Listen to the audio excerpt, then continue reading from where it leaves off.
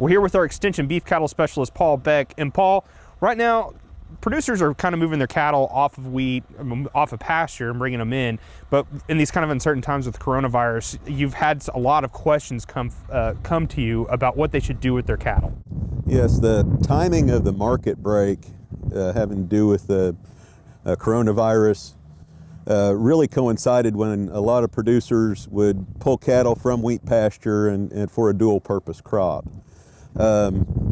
This year, a lot of people decided to keep cattle over onto graze out wheat. I've had a lot of questions about keeping cattle longer, keeping cattle, further or downstream into the marketing system. We've lost a lot of value in these cattle, and people just wondering what to do. And producers that have developed their cow herds and been using really good bulls, they do have the potential to own these cattle into the feed yard.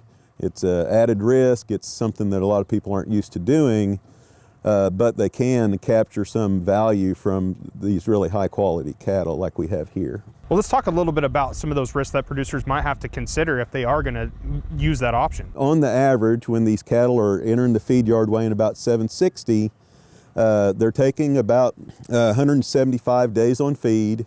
They're gaining about three and three quarter pounds a day. It's taking about 6.5 pounds of feed per pound of gain. At those numbers, with the cost of feed that we're looking at now in the feedlots, that's about an 80-cent per pound cost of gain. So the risk on these cattle is if they cost more to gain than that, or will they do better than that? We have just shipped out a load of cattle, ranch cattle from some producers that have been doing a really good job selecting bulls for growth and carcass. And those steers gained right at 4.2 pounds a day. They took 5.8 pounds of feed per pound of gain, and their cost of gain was right at 74 cents per pound.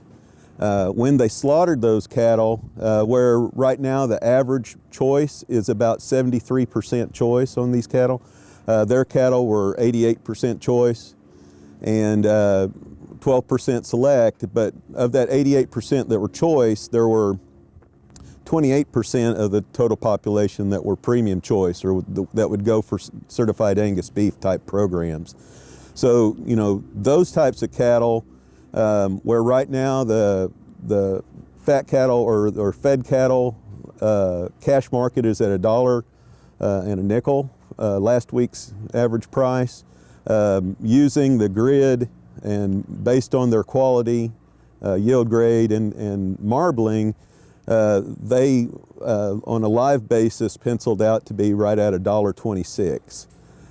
So added about $200 to $300 in value because their cattle did perform, they did gain well, but they're also very good on at the packing plant. All right, thanks, Paul. All right, thank you. Paul Beck, Extension Beef Cattle Specialist here at Oklahoma State University.